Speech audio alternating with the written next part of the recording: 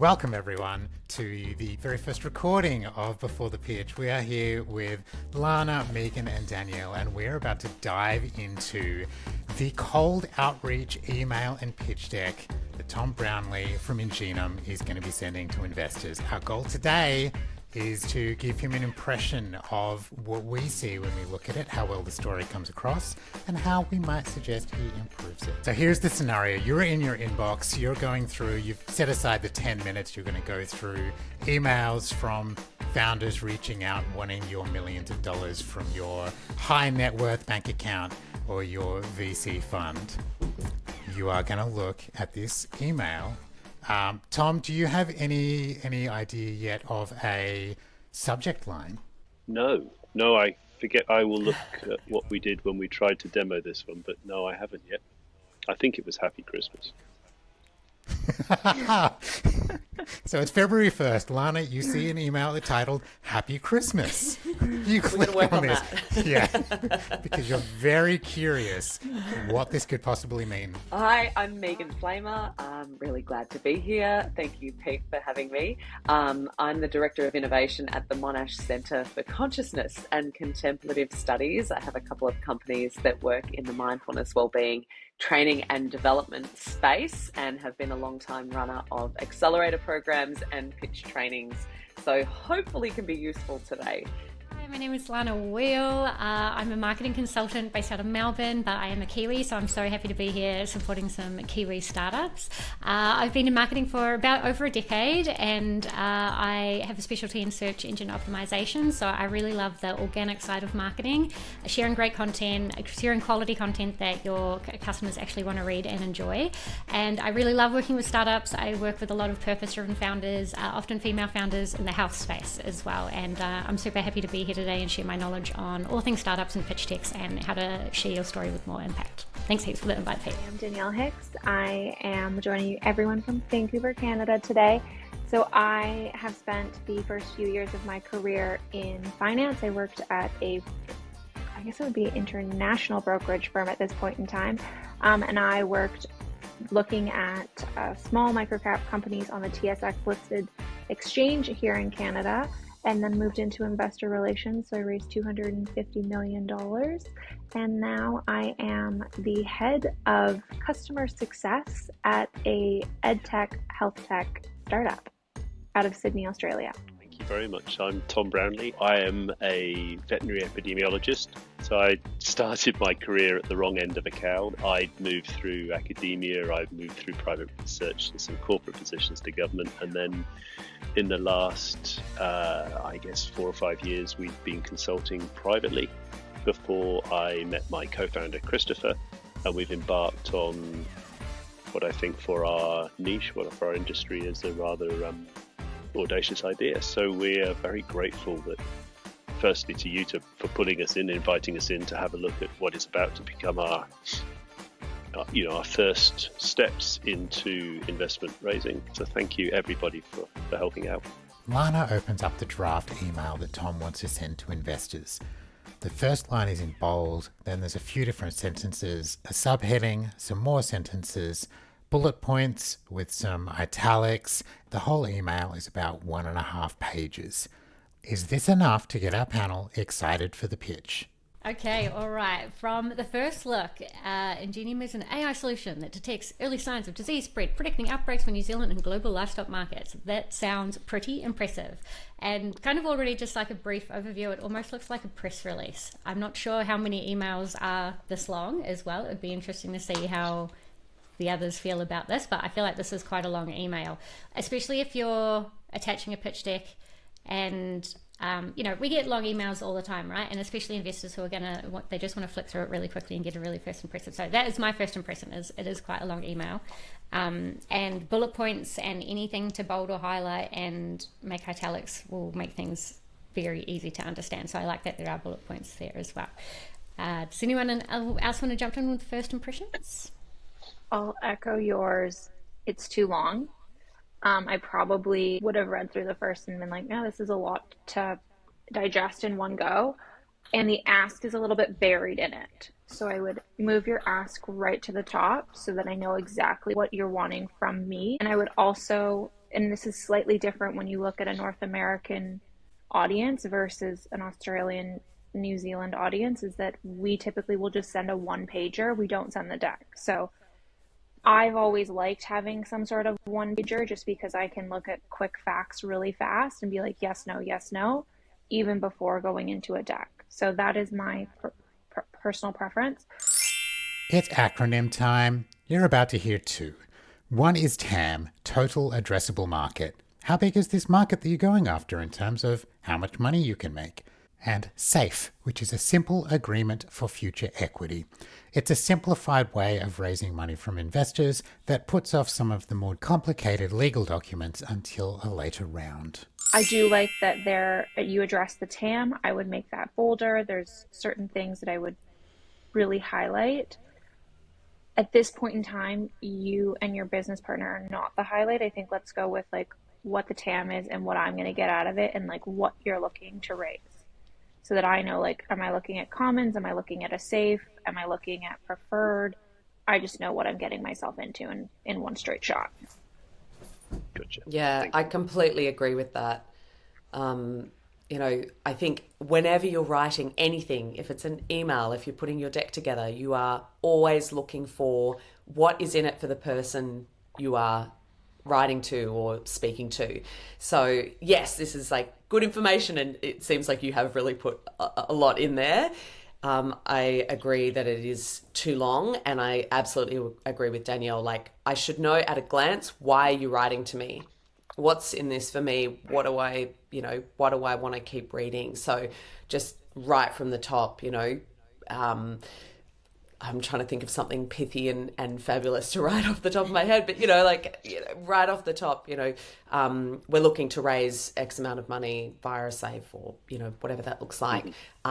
We'd love you to be involved because blah, blah, blah. Flattery goes a little bit of a way as well. And it shows that you know who you're writing to, and it's not just a cut and paste that you've then sent to 50,000 different VCs, even if you have done that.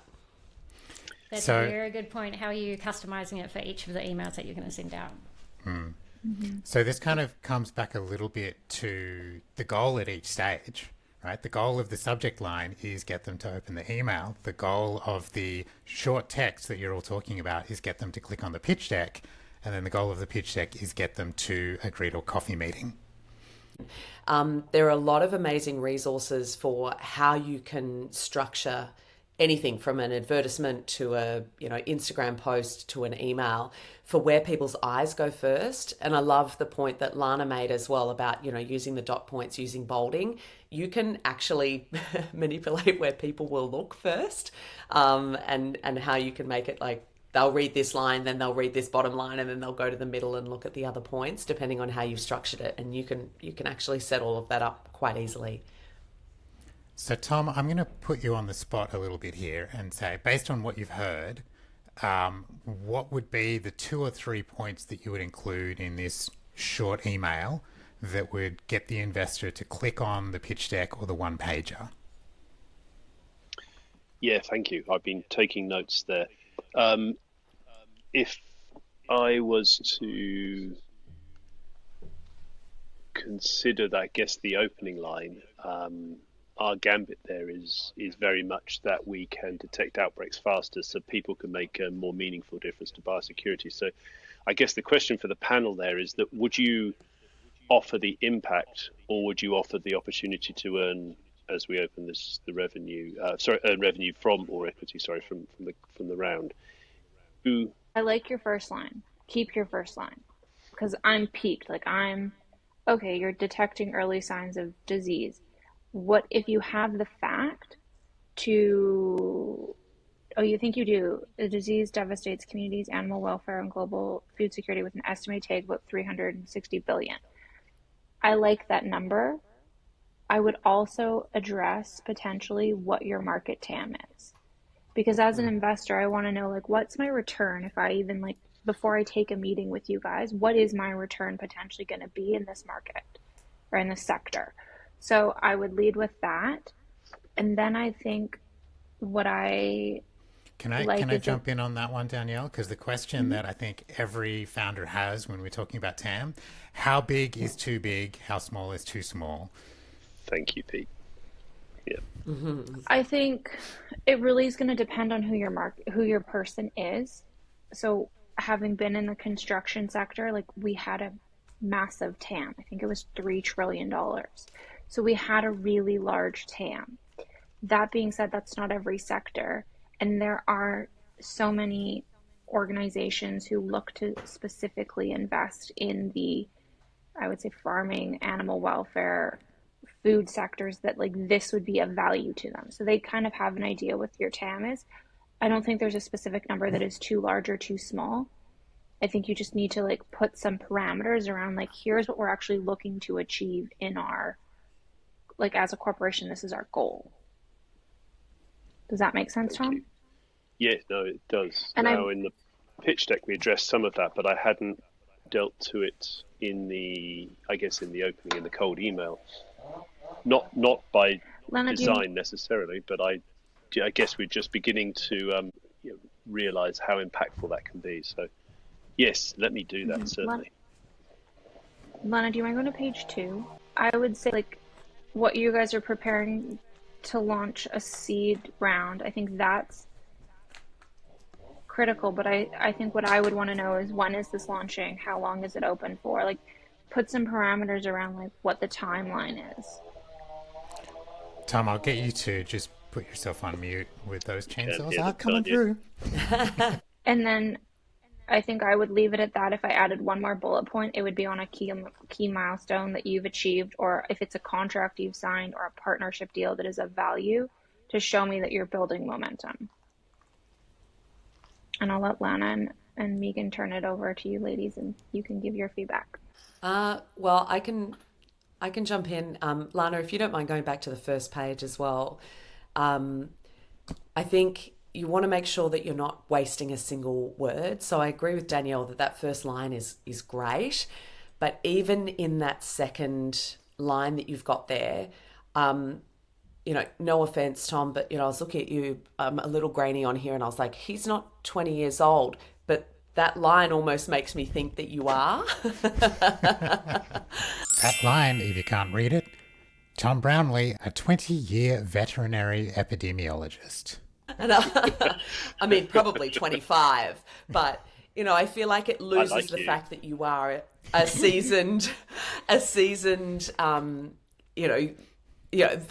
epidemiologist is like such an amazing title and shows you have gravitas and experience, but you scan through a document and straight away it's like, oh, you're some young 20-year-old vet who wants to disrupt the industry. And it's like, actually, no, you're someone who's got serious chops in this industry and you're someone who's really experienced in this industry. I would put that a little further down. I agree with Danielle again, like looking at the opportunity, looking at the TAM right off the top. We know that biosecurity, and especially folks in New Zealand, know how imperative and important biosecurity is and how that's such an important part of the industry and agriculture over there. But if you're talking to Americans, they might not know that. Like if you're talking to American VCs, there's not a lot of context always for them. They wouldn't necessarily care about it. They were outraged that Australia was upset about Johnny Depp and Amber Heard bringing their dogs in. It's a different conversation when you're looking at it in the context of New Zealand. So I think you can pop that a little further down because I don't think people would necessarily realize what that opportunity is until you put it in terms of here's how much money we could potentially save the industry and here's why we would be a key player in doing that. By the way, I've been a veterinary epidemiologist for 20-something years. I know what I'm doing. This is some of my, background in that way. Unique deep language learning capability and early mover advantage. Like that's very kind of tropey kind of language, like it's a little cliched. What do we actually get here? What are we actually getting? I'm still not 100% clear on what that is. I think making that just dumb clear, like, as straightforward and clear as you can. And then just in on that language again around the how you write it for the person, where you've written we wanted to propose, a short first call. Make it about the person. So almost using that marketing speak of, we'd love to get you in on it, or, to have a conversation with you rather than we wanted to propose. It's kind of a little flowery. It's just, asking for a meeting. Like, how could we organize a meeting with you so that we can explain the opportunity a bit better and blah, blah, blah, blah. Just being really blunt, really clear, really straightforward. Nice. I just wanted to highlight, this is one thing I always say about pitch decks as well, like a title is an opportunity to put the conclusion at the top. So like in every pitch slide, you can look at what your heading is and you can try and flip, how can you like tell them the point in the title straight away? So at a glance, people know what it is. So again, more about your startup. It can be, our startup is something, something, something, and put that in the title, especially because if it's bold, they will see it straight away. And I just want to touch on like 3 things that investors talk about all the time. Why you, why this solution, and why now? And I think you could probably have those 3 bullet points in this email potentially. It's like why you, that could be last about your experience, as Megan said. Why this is kind of your TAM, and like why this is such a big problem. That's kind of why now, why the big problem, and then why this is why you and why your solution as well. And I think you could probably put that in the email. I don't know if that needs to be in the email, but I think as simple as you can get those points and get them across earlier, the more convincing it will be, or the more likely they will want to talk to you more about it. But I think that's the tricky part here now, right? You've got all of this complex information and you're trying to simplify to get those messages across. So keep thinking about those. Why you, why this, why now? One of the ways I always best explain it is, imagine you're writing this to your mother or your grandmother or your father or your grandfather. It's like, how simple can the language be? Yes. And I think the simpler the language, the more likely someone will be able to understand it, because you can use a lot of industry jargon and I can say, wow, you actually, Tom, you sound like you know what you're talking about. I still don't understand what you're talking about, but you sound great. I just don't understand. And I think that's where a lot of the disconnect can be, and you'll lose investors when they don't really understand it. And then to Megan's point, if you're going to be speaking with American versus, let's just say, people in New Zealand, I would almost draft 2 different emails. One, because they're 2 different audiences, and what's important to an American is not going to be the same as a different audience member in Australia and New Zealand. So I would just say, just go with 2 different emails, and then that way it can be tailored slightly different based on what is more important to that investor, and if there's language that they may understand. Like, for example, they understand the risks associated with biosecurity, whereas in the US, that's just not as high on everyone's radar. So that would be my only advice there. Amazing. That's fantastic advice. In fact, we've tried quite hard to couple the 2 together. If we take them apart and consider them as 2 separate audiences, and we are looking towards the US for investment, if we do that, this does make it almost an easier task. So thank you. That's nice. So we have rewritten the intro email. The investors are salivating at the proposal. Let's click through to the pitch deck and see what we can learn about Ingenum. Lana opens the pitch deck, and the title slide is a white slide with the Ingenum logo and name in the center. And 3 words: outbreak detection faster. That's outbreak detection, faster. And we're about to be amazed just how long we can talk about those 3 words. Danielle and Megan, do you want to tell us what you think? I think we're missing a title slide. Like what? That's my first. When is this as of? Like, how recent is the information? Like, I like the logo. I like the outbreak detection faster. I just don't necessarily know. I think I also am the person who gets the little details. Like, there should probably be a comma between outbreak and detection. That, like, those little things to me build this unspoken trust with an investor. So I think, Tom, what we were we're talking about our quick first initial impressions. I think I'm missing something more on the, like, introductory page, like a title, like a intro to when it was created. And for me, it's like, it should be, to me, it reads outbreak, detection, faster. I'm not sure.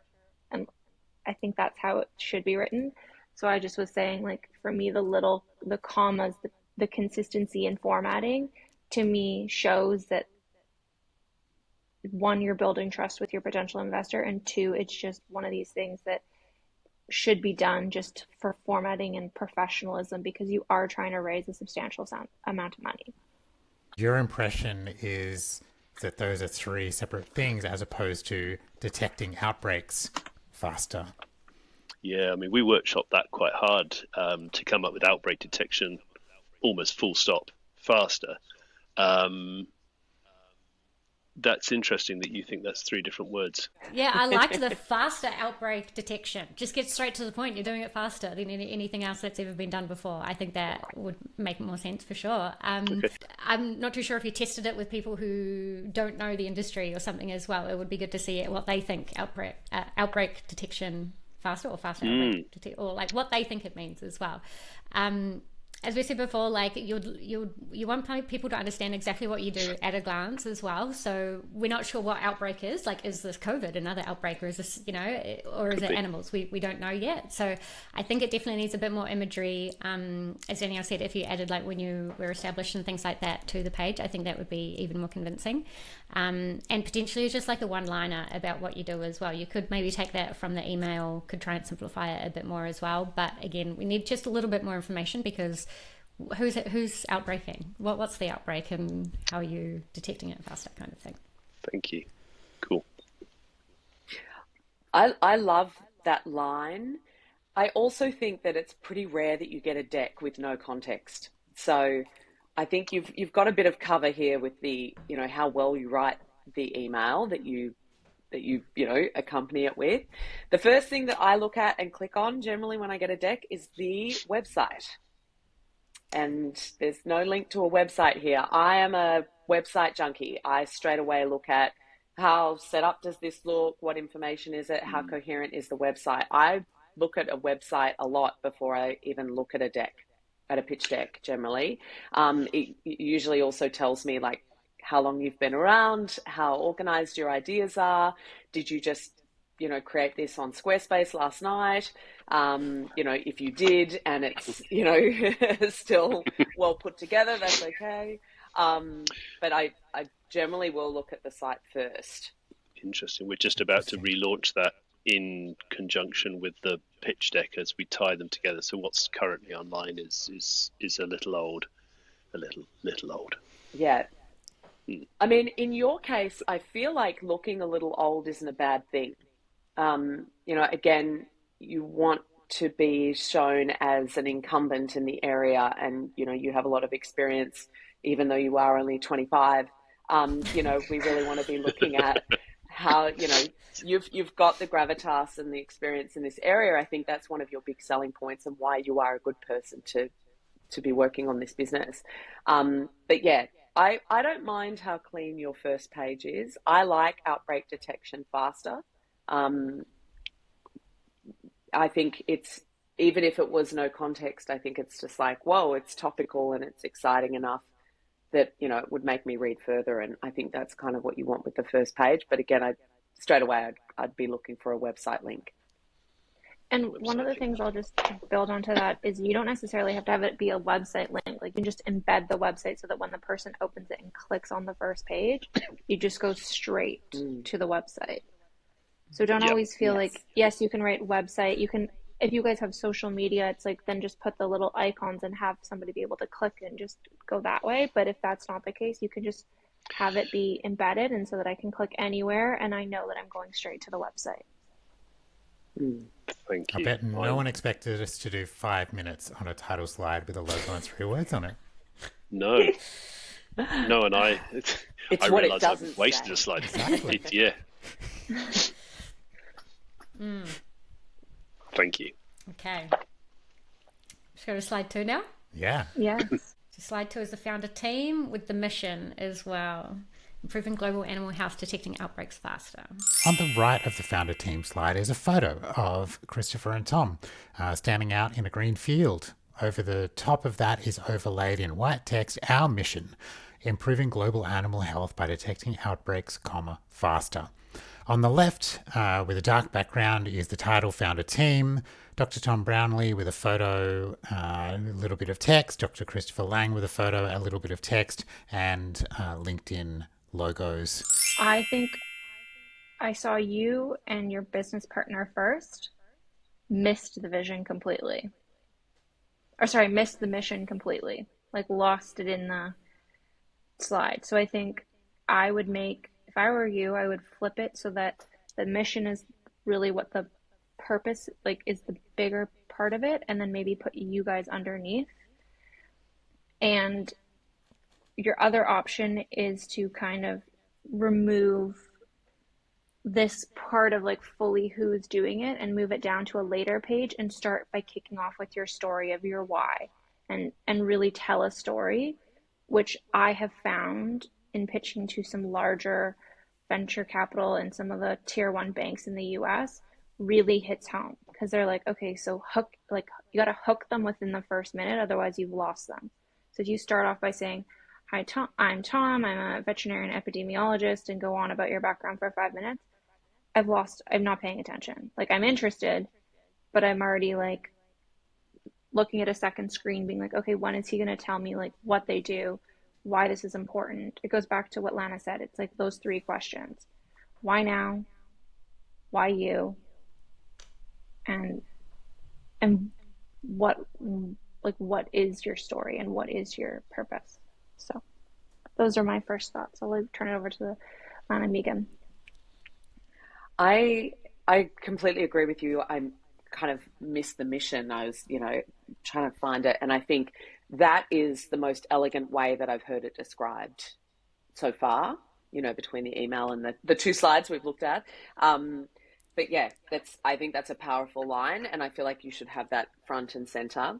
I disagree a little bit with Danielle about moving you further down on the founder team, because I see a lot of decks of people, especially in the AI space, who are 22, 23, 24, and they're making these big lofty claims. I feel like one of your big selling points, and one of the reasons that I will listen to you, is because you are the people to solve this and you really understand the problem. And that's one of the big things that I look at to invest in. So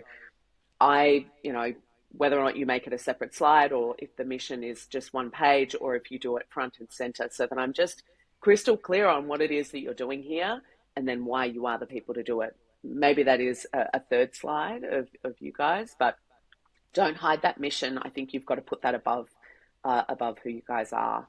But I would closely follow up with who you are. It's really intense how much design matters in these respects as well, and I feel like if you put the mission even in the sky up above, you'd be able to read it a lot more as well. Things like that might help a little.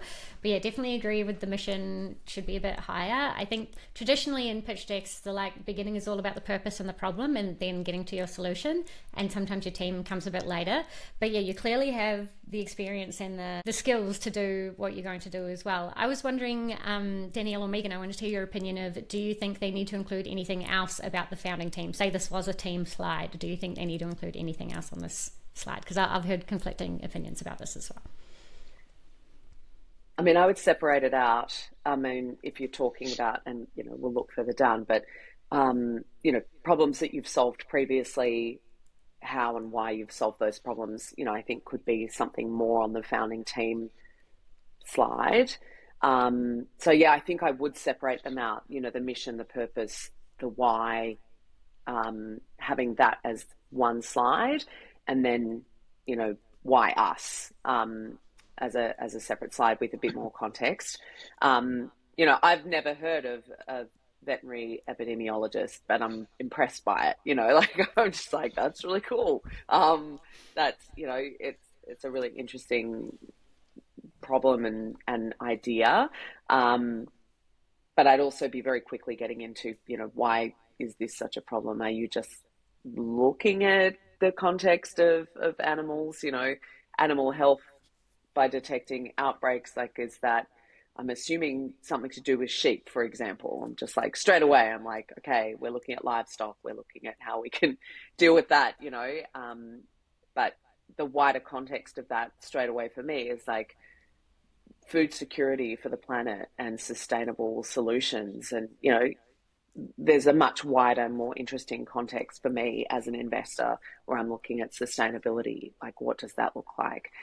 So I think you can kind of include that context if you deal with the mission separately, and then the why you are the people to do that. But what Lana's getting at is the logos, right? Well, I think that was my question is like, where have you worked previously? Like, do you have big names behind, like, for example, someone being ex-Google or ex-Microsoft? There's this level of, oh, they're an expert, the understanding of like the industry, etc. So is there a logo in which you guys can use of past companies?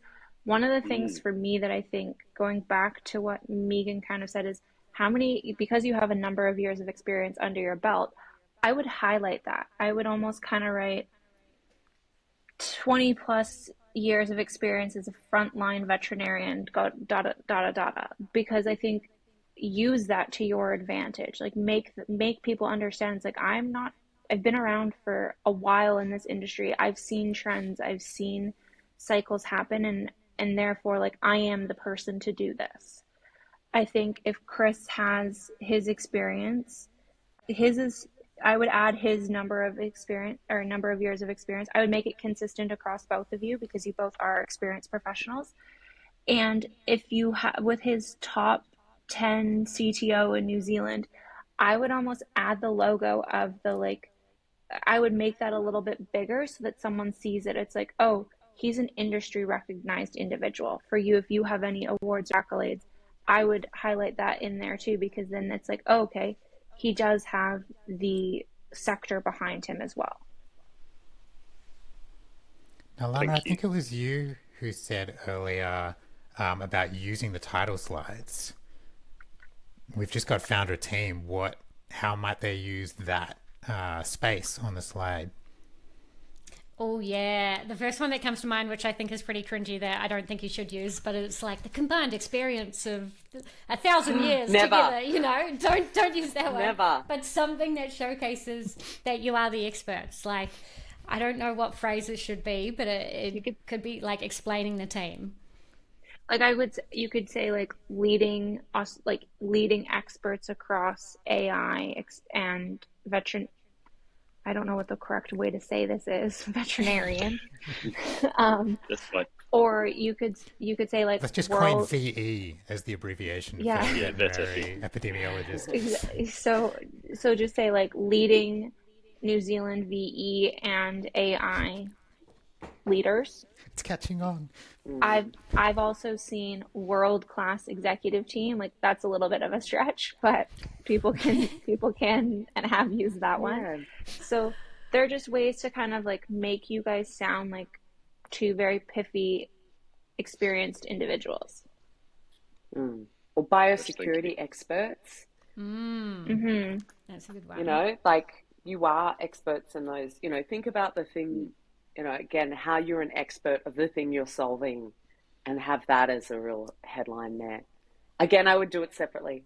Mission, purpose, on one slide, have that as have the monkey from Outbreak, like right up the front, and then you guys in the third slide.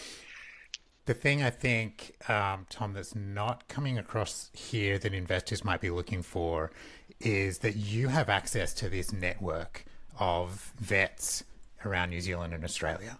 Like, you have the connections because you're in the industry, and that's something that is definitely an advantage over the 23-year-old, AI newbies. And maybe it's something you add in your bio of like member of XXXX alliances, industries, etc. Visually, there's also some really good ways that I've seen that represented where, again, if you're doing the founding team on a separate slide, the things that you are connected to. So, not to make it look like coronavirus, but like if you're at the center, we've got your experience, and then we've got like little lines and circles coming off each of you to show, almost like a heat map of why you are the people. So, industry leader in this veterinary group, on this board for biosecurity, on this, and then Chris is someone who's connected to these different areas. So it's sort of showing like a little visual representation of why you are at the center of this problem and this area. I'm keeping an eye on time. Clever idea. Yeah. Thank you. Yeah, I'm keen to move us on through the deck. Yes. Okay. Last point I was going to say is, Tom, you've mentioned the UN here. Definitely include that logo if you can, because that would be an extremely powerful one. Pete, I was trying to talk about logos. I'm like, how else can you beat this out? So at a glance, you're like the experts. So it looks like now we've got the problem slide. Livestock diseases are many billions problem annually. And then simply put, the faster we react, the smaller the impact. Okay. Thoughts? Take out simply put. Make it punchier. Just simply put it, just have it there. Take out simply put. You don't have to say, fewer words, more impact. And I think what I would actually do is these words are the same sizes, so my brain doesn't know whether to go left or right first. So I would almost say, like, if you want faster we react, smaller the problem, maybe make that not as prominent. And because you've written on this side, livestock diseases are 358 billion problem annually. I would almost unbold everything but the $358 billion problem, so that my brain goes, oh, this is an expensive problem. Whereas right now, everything's just equally as important on the slide. I would pick what your big important pieces are on the slide and do that. So the ways I've seen that happen is sometimes you can have like a bubble and just write 3 livestock diseases, or the amount it causes annually, and then there may be competing things, and then that way the reader gets like 1, 2, 3 metrics really quickly, and then they can kind of digest that story tells, that line item tells. Thank you. Would you, to expedite the number of slides, if I was to condense those 2 parts, taking on your advice, could I put the mission on the other side so people understood the size of the problem and our mission? I almost feel like the mission goes on the first slide, the title slide. Yeah, I think so. I wouldn't squash those 2 together. Great, thank you. Yeah, I think your mission is important. Yeah, and you don't want to lose the context with these as well. Like $358 billion, is that New Zealand dollars? And here's where you obviously need to split off into New Zealand or US dollars. Is it a global problem? If it's $358 billion annually globally, then say globally, because then it shows it's a wider context problem. Because otherwise I'm like, well, you're a Kiwi company. Are you saying that's Kiwi dollars for Kiwi problems? All right, I've got it. The context is just immediate and decisive. So like spell it out, that it's US as well. It sort of depends. I think I always encourage everyone to have about 20 different decks. But, especially if this is for an American audience, I wouldn't put US dollars.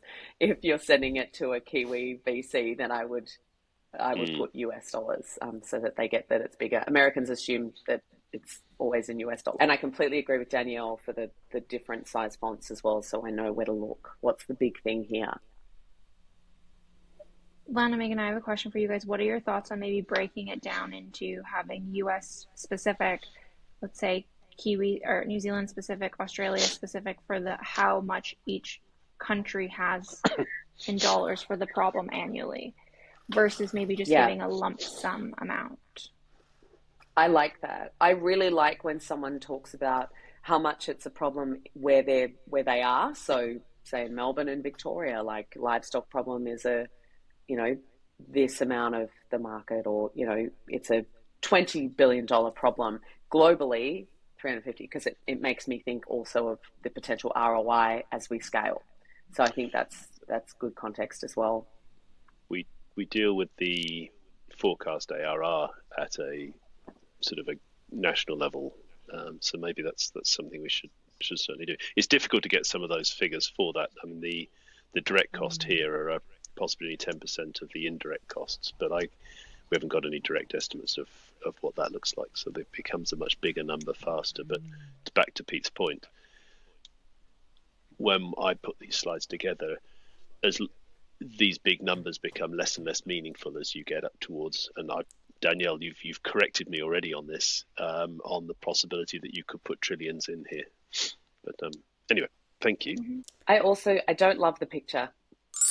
I was wondering when we'd get to the picture. The right-hand side of the slide is a picture of a vet looking in the mouth of a cow. Vet has his hand in the mouth, pulling the lips apart, staring into the teeth, and the one wild eye that you can see of the cow is just kind of looking at the camera. It's impactful. Not sure if it's the impact that Tom wanted.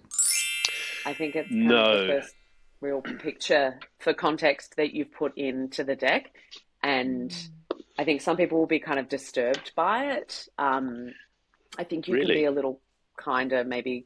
Yeah, I talk to that picture a lot on the grounds that the narrative that I tend to pitch behind this is that the status quo is individuals like me in my traditional practice role looking for these clinical signs. So, looking for oral lesions is kind of how we diagnose the really big ticket items. So I can try and find a better picture, I guess a slightly softer one for it, but I still want to convey the idea that you've got individuals working on their own in private practice, trying to work out whether or not this is part of a bigger pattern that they're seeing. Yes, I think that's great, and I think that's perfect. I just wouldn't use that particular picture, because as soon as we got into this slide, I was trying to figure out what the picture was rather than reading what you had on the slide. And you better than the other end of the animal. Just have it. I mean, that could be funny with your arm up a cow. Like, that's humor, and that's okay. Yeah. One of the things I think a way to get around this, and it's just a solution if it's an important piece that you touch in your deck, is you may present just that slide and add it in and just be like, okay, let me talk to this slide as a part of your talk track, versus Megan, Lana, and myself seeing it and being like, I don't love this slide. And also, like, it's the words just kind of nothing does it justice to explain, like, oh, you're looking for oral lesions. Like, I'm like, why is his eye looks funny, and I'm slightly disturbed by like looking at it. So I would say, no, you're fine. Yeah, good to hear this, because I wouldn't have occurred to me, of course. And that's just, it can be a day-to-day job for most of us. Pick like a little bit more positive of a photo, but because you're stating to us the importance of it and why it's important, I would almost say you can have it in a slide deck as like a slide you go to and just explain, okay, let me give you some context behind this company and why we're doing it and why it is so important. I go to different farms across New Zealand. I see all of the oral lesions. It's a detecting sign, and here's how our solution kind of helps it. So it really actually can help to tie your story together and tie your pitch deck together. It just doesn't give us the context as a reader to understand why you've selected this photo. Yes, exactly that. And I have to say, like, I'm not squeamish, and I'm not a vegetarian.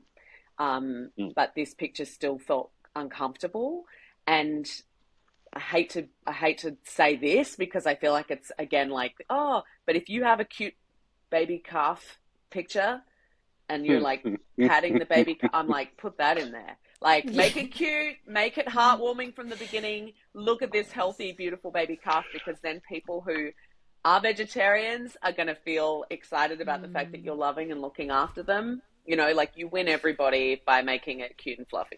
It's a cute calf you got there. Be ashamed if something should happen to it. I had pictures of burning animals on pyres during foot and mouth disease as a first pass of this. So this was a step. That's later slides. Yeah, later slides. Yeah, Tom, not cute. Not cute. No. That's not even later slides. That's on a talk track. That's not later slides for viewing. Like, that is talk track only. Yeah. Right. I just wanted to reiterate, Megan made the great point of, like, this is the first one with the animals in there, and you say animals here, animal health versus livestock. So I was a bit confused, like, is it animals outside of the farming industry as well. Yes, but yeah, it this is. cow was the first one, and from my perspective, it's not that bad, but it's definitely not like the super polished, this is the best perspective that you can see of your company ever. And that is kind of what the pitch deck is, right? It's like you're trying to make everything look as good as possible. And I think if you really did like want to include a picture like this one, again, you can include it further down after the pretty pictures of all the farming and everybody living happily ever after kind of thing. And then maybe you could just include a line down the bottom of like, this is a really common practice to check mouth lesions to let people know. And also thinking who you're emailing. You're emailing investors who often are they're in a room with a computer, or they're on the phone all day, right? So they're probably not farmers themselves, but they could upskill themselves and learn about the farming industry pretty quickly. Or you are emailing probably agricultural or climate investors who would know a lot about it as well. So I think there would be some different perspectives and responses from them. But yeah, as Megan says, get a cute car from there, because that would really change things, I think. It would be so good. Yeah. Fantastic advice. I just didn't even see that. You know how you normalize quite a lot of your career. I hadn't seen that at all. That's wow. Thank you, all of you. That's been great advice. That's a big note in my my notebook here. So now here we are on the solution slide. This is another clean white slide. The big text on the right is deep learning for outbreak detection, with 3 points under that: global first, technological moat, brand new impactful outcomes. There's some quite small text, 4 lines of small text right up the top. On the left are 4 outlines of New Zealand with different colouring, different kind of data playing around them, and arrows joining them into a little brain outline in the middle. Yeah, I just had to look closely up the top. I like that you have like what section you're working on the top left of the slides, but also like the slide starts with a paragraph or like a sentence that's 4 lines long, right? So it's like, again, what's the first thing we want to read? And if it's the deep learning for outbreak detection, as Danielle said before, make that bigger and make it easy, and probably first to read first. Those are my first initial thoughts. Thank you. I hate this slide. I don't know how to build it, but I know that we literally earlier said like that changing the sizes will help direct people's attention, but it feels like it's kind of higgledy-piggledy and not really completely put together in a coherent way. So just be thinking again, like, well, what are the things? Like deep learning for outbreak detection. Great. That's a great first line, as Lana said.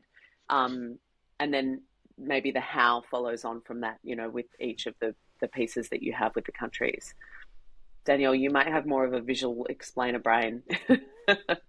It's not symmetrical, and I think that's where it's throwing us off. So I think I would move. I like where your solutions is, but I would almost make that like solution and then be like deep learning for outbreak detection, so that you're like calling out like this is the solution for deep learning, like this is the solution. I would flip it similarly so that you can see the 3 images. I would actually say I would almost tilt the images they're too flat. I would tilt them up so you can kind of see it a little differently and highlight them with something other than white so that it contrasts to the white background. And the 4 lines of text, I would bold what you want me to pull out of that text. okay. And I would almost kind of the global first, technological moat, brand new impactful outcomes. I'm really tempted to kind of maybe make that a tagline on the bottom of all the slides versus I'm not really sure what exactly or how it fits into your solution. So maybe if that's something you want to just put at the bottom of them, or I would just lose them altogether because I don't feel it has a large impact on telling this slide story. That being said, Lana and Megan may disagree with me completely. No, I like that. I agree with that. I think that makes a lot more sense coherently and how it sits together, especially the tilting up of the, like I couldn't figure out what I didn't like about it. And I think like flatter and bolder and more in the face is a good move. What we've been doing when I talk to it is because they're the different categories of data, broad categories of data that we're pulling in, they tend to be expanded out from the same map of New Zealand when I talk to it. So if we can, as we animate it, they pull apart But I think this is good advice. Thank you. Then I would almost say, like, instead of the arrows going to the brain, I would almost like move the arrows, like go one way or the other, but like put arrows in between so people understand you're extrapolating data. There is nothing wrong with a footnote. I think they're so underutilized in presentations that you can explain something that's not aesthetically on the slide and give someone a little bit more context with them just reading the pitch deck. Like, I appreciate a good footnote that says, like, okay, this X, Y, and Z data is like, this is where we pulled it, this is what it represents. So then I can be like, okay, great. Like, I understand this image now a lot better, and I understand how it connects to the pre-trained AI that detects and predicts early warning signs of animal health. And I think that's what I would bold, and I would highlight the pre-trained AI detecting, predicting earliest warnings. Like, that to me is the most important part of that paragraph. And instead of saying we, I would almost use your company name. Yes. Yeah, sorry. Yes. Thank you. Awesome. I was going to say that too. Yeah, you could simply break up that long sentence into 2 sentences and definitely use your company name. That's an awesome one. I just want to briefly say Guy Kawasaki has a really interesting 10, 20, 30 rule of PowerPoint. He says when you're doing a pitch, you shouldn't have more than 10 slides. It shouldn't go for more than 20 minutes, and your font shouldn't be smaller than 30 points. Smaller than 30? 30, whatever that. 30. Yeah, so I think that sentence is smaller than that. It is. So again, it's just good to know. It's one guy's recommendation. Like, maybe you could make it slightly smaller if it made sense, but it is quite hard to read. And as I said before, if you just split it into 2 sentences, I feel like that'll make it easier to read as well. With Guy Kawasaki as well, like, part of why he wants it to be so big is because he hates reading on a deck. Like, he wants it to be visually appealing, but he's like, yeah, 30, because he wants it to be so visually beautiful, but also, like, don't write me pages and pages of things. Like, you can say it in less. He's big on the say it in less. But I think it is a good rule. Look, it doesn't have to be 30, because sometimes that's enormous, but less is more a lot of the time. I love what Danielle said about the footnote, though, because I think providing more context, especially, like, complete the slide, right? So, like, I like the one idea per slide. Like, what is this slide about, and how do I give as much context with as few words and the best visual representation as possible? So, if you are using those New Zealands as slices along here, use those arrows. Like, have it be really great context that you can visually represent without, necessarily giving like a whole big, just so you know, this sits on top of this, it's on top of this. It's like, you can show that with an arrow. So how else can you visually show something? One of the things I will add, just because as a reader, if we go back to the last slide, I think where you need to clarify the 358 billion is, if this is New Zealand, then it makes sense to use the New Zealand imagery. If it's not New Zealand, I think you need to make sure that you're consistent across the areas, the global areas you're using, or at least make it known that this is globally, like global world, this, that, and the other thing. And then we're specifically dialing, because we're a New Zealand company, we're specifically looking and dialing into New Zealand. Otherwise, I'm going to be confused as the reader. It's like, oh, I thought that 358 billion was just in New Zealand. Because I'm in my brain connecting dots between slides too. So just make sure it's always very clear. Yeah, that's great.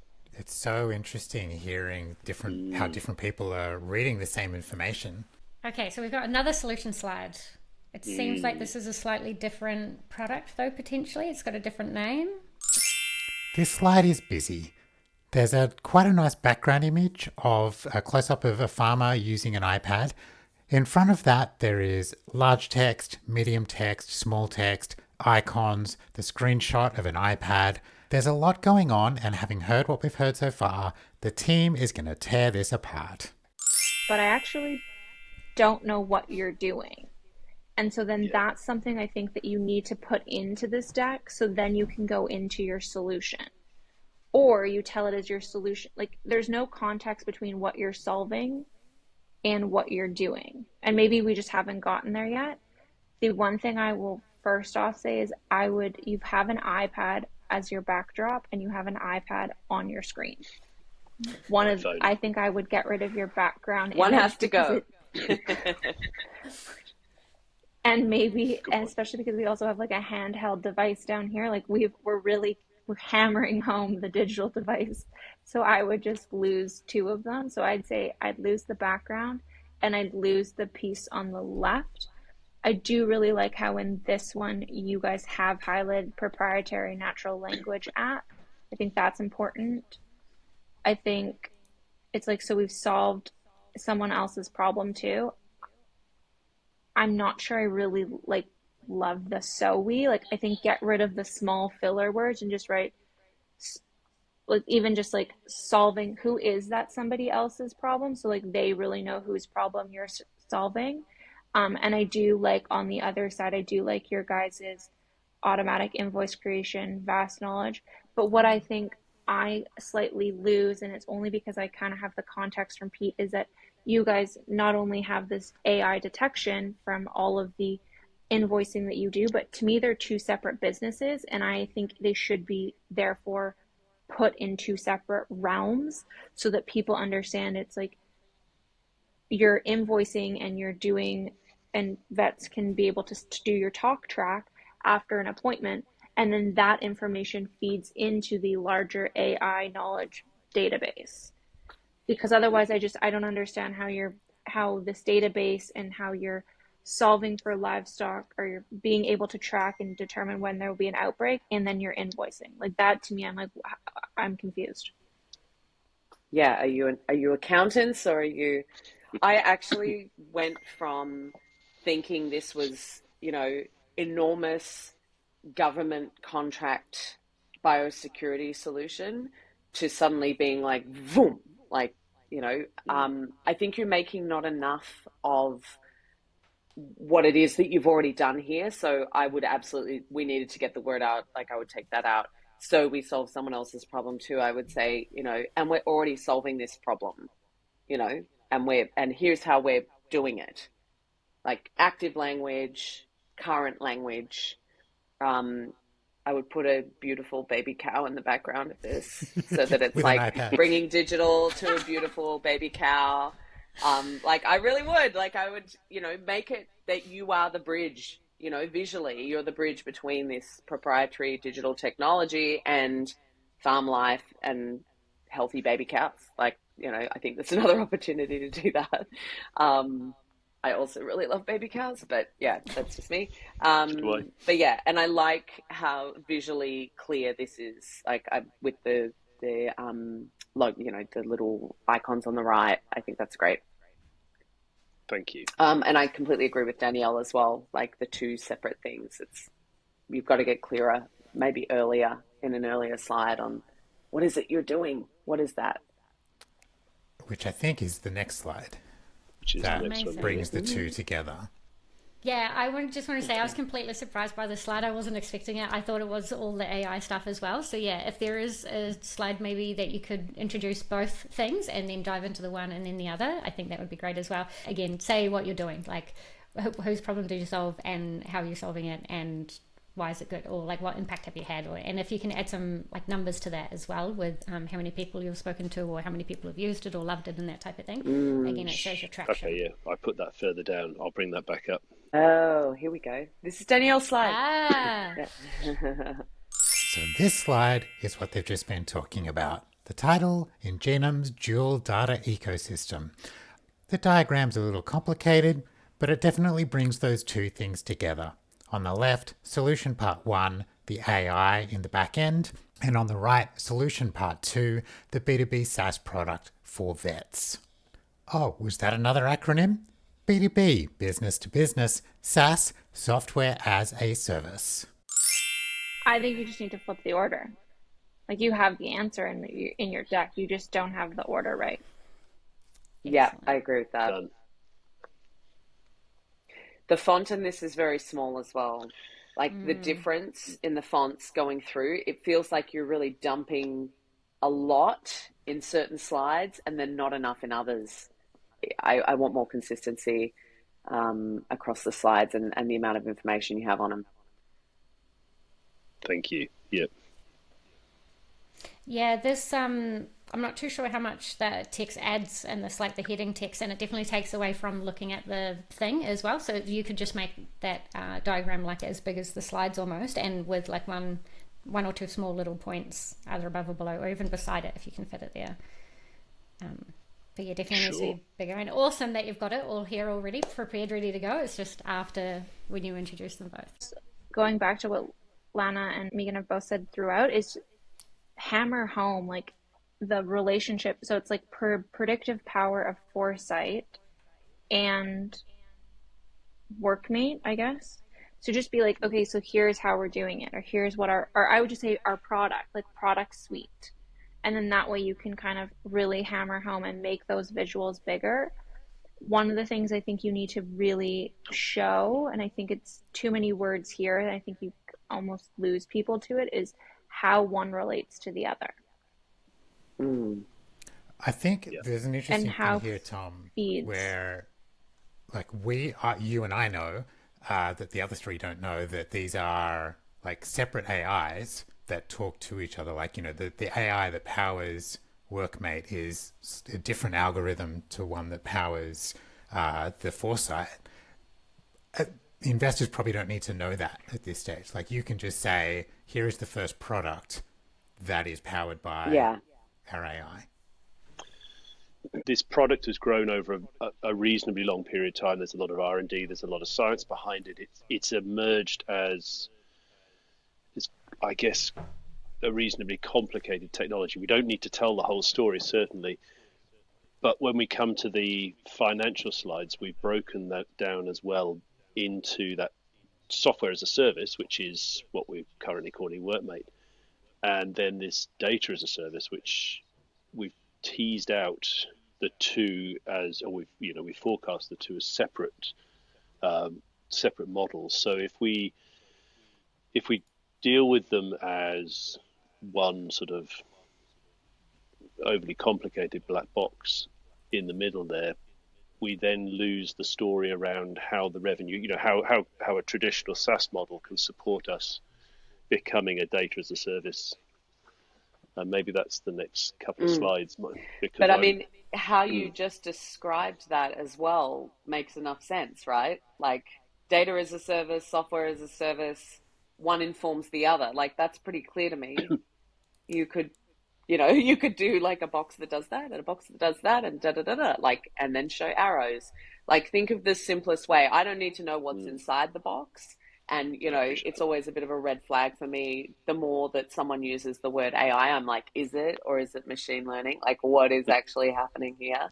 I don't really need to know like the how of it. I just know that you are, frontline with farmers and vets and, inside the biosecurity area, so that I know that the data that you're getting is data that you're getting frontline. You're putting that into an algorithm that is giving you the kind of information that we're going to be able to need, and then providing that as a software as a service, from what I understand. And then you're also using that data then to inform bigger plays and bigger conversations, which would hopefully bring you bigger customers to solve more widespread and global issues, which again tells me the story of like the big upside of what it is that you're solving for, while still talking to the customers frontline and on the ground. Is that about? That's correct. Right, yes. for like the ecosystem of it. Yeah. So like that's not too difficult to explain visually, and I think also more simply, I would say that a little earlier as well. I was wondering if you guys thought to use the SaaS and data as a service acronyms, right? Like chuck those in there. That's like a simple understanding straight away.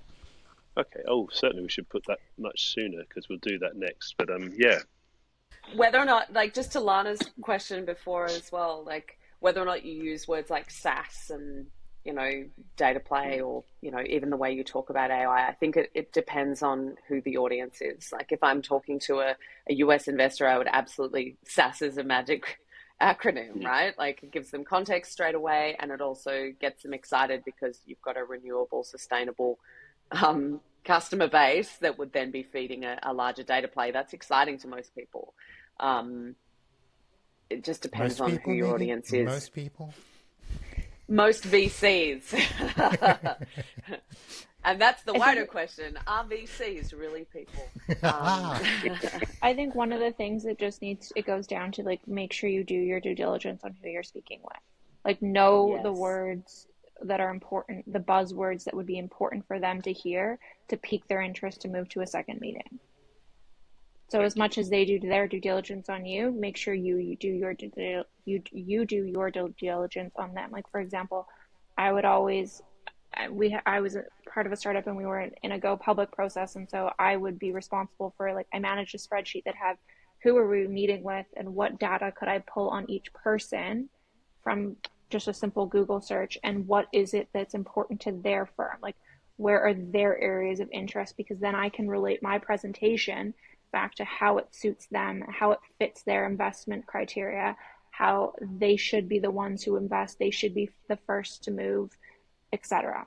So that is as critical as having a quality presentation in my mind, because otherwise it just seems like you've bounced from one meeting to the other and it's all the same, and every person A is the same as person B. Yeah, that's right. That's what we've been doing for each one. I hadn't considered quite how much we might change or modify the deck each time. You aren't modifying the deck. You're just modifying your talk track slightly when you have that meeting with them, so that it's more tailored to them. Don't change the deck, because it needs to be consistent across all investors, so that nobody is getting more information than the next, because it could just be considered an unfair investment. It's just really knowing your audience when you present. Having spent 5 minutes talking about a logo and 3 words on the first slide, unsurprisingly, we're a little short on time in this session, so we jump straight to the last slide. This slide has in very big writing, seed round $3.2 million on a capped safe note. Big words on the right, help make a meaningful difference to global biosecurity, and down the bottom, contact details and the Ingenum logo, and some other small text and headings on the slide. Beautiful background of cows on a farm. I'm sure Megan's happy with that one. So Megan, do you want to give us your 30-second hot take on the final slide? I like help make a meaningful difference to global biosecurity. I think that's great. And I think the way that you structured the previous slides will really matter whether or not that line really hits home. So I think making sure that you're taking people on this beautiful journey as you go through all of the slides, so that making a meaningful difference to global biosecurity is like a no-brainer for me, right? It's got to be crystal clear in how you've made that happen throughout. Again, I feel like this is one of those like too small font, maybe need to flip it. Again, I think Danielle and Lana are a little more skilled at like the actual visual of how to do that. But I would, I think visually, like it's like you're kind of trying to show a timeline or a trajectory. I almost feel like horizontally that would make a better, maybe let's help make a meaningful difference in the top left corner, and then have a horizontal line of like the dates of it, or, like what you're hoping to happen with some visual arrows. I think in general with all of the slides, like visually you can represent and say more from what you're trying to do with like the chunks of text. So just really be looking at whether or not you get a designer involved, or just go through and rearrange things a little bit. Like you can tell a lot with pictures. And so pictures and, some icons or some arrows, I think those are good ways to do it. But it certainly made me excited about what it is that you're doing. I think you can do a lot more to create the wider context of why it's so important. And, it's absolutely clear that you are people who know, who you are and what you're doing, and why this problem, you're extrapolating this problem out. And I love these, I call them unsexy problems. I love these unsexy problems. I think they're really powerful, but you're someone who really love, like the fact that you even talked about, the backside of a cow. I think that's a charming thing, and that's a very unsexy problem. And, you guys are solving that in a slick and interesting way with a much bigger data play, and that's always really exciting to see. So yeah, good luck with it. Megan, thank you so much. Thank you so much, Megan. Absolute pleasure. Thank you very, very Awesome. much. All right, I'll run away. Thank you, guys. I'll speak to you soon. Lana, your hot take on the final slide. Yeah, it's very clear what you're after, right? The safe no and the 3.2 billion. I had questions of like, do you have any investors committed so far, or are you looking for multiple investors or one investor or anything like that? Okay, if that's should put that on the slide, should we? No, we hadn't. I would add if there's a minimum. Oh, yeah, thank you. So here's what as somebody who's worked in this field, I would make this so clear. So your help make a meaningful difference to global biodiversity, to me, is your closing slide. So that goes after this as you wrap your whole thing up. What I would do is I'd also remove the ask, and I would just write like seed round and the heading in the top left, and then seed round. So what is your minimum? What is the percentage for the safe that is potentially their return? Like those key items off of your document, your investor document, put those on there. And the seeking I would keep. I don't think you need the join. I think I would just go through what are the details of your safe offering. Thank you. I also think the seeking could have some sprucing as well. Like, you want guidance from experienced investors, sure, but ideally they would have experience in the agricultural industry outside of New Zealand that you don't have yet, right? So everybody wants advice from investors, right? But what type of specific investors would you love advice from? And maybe there's AI investors or something like that you need, like that specific knowledge that you need as well, potentially like launching in the US or something like that as well. I think it's a good idea to add more details if you can. Is this a slide? Also put the currency of the yes, that's USD. Sorry, not USD. New Zealand. Yeah. Currency and currency of what you want your investment in. So I would just pick a currency from top to bottom, and even if it means you convert it. So what I've done in the past is we had currency in USD. We were a Canadian corporation. Because we were a Canadian corporation and we were raising in CAD, but all of our investors were in the US, I took the exchange rate from one date and I turned everything into one USD currency across the board. Great advice. Currency. This has been fantastically useful. This may change our success, so thank you very, very much. Of course. And one of the things I will say, I like this format of how you've put it.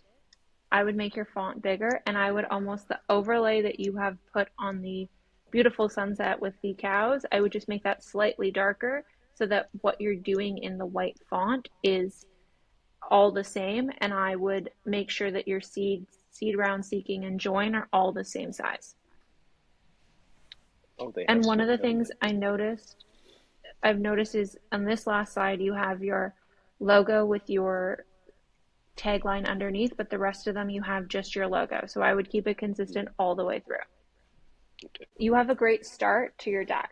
Like I don't want you to feel like there wasn't anything useful and good. I think you had a lot of great points. It's just now it's refining it into more of a story and really ensuring that you get that open and you get a successful reply to be like, yeah, let's schedule a meeting.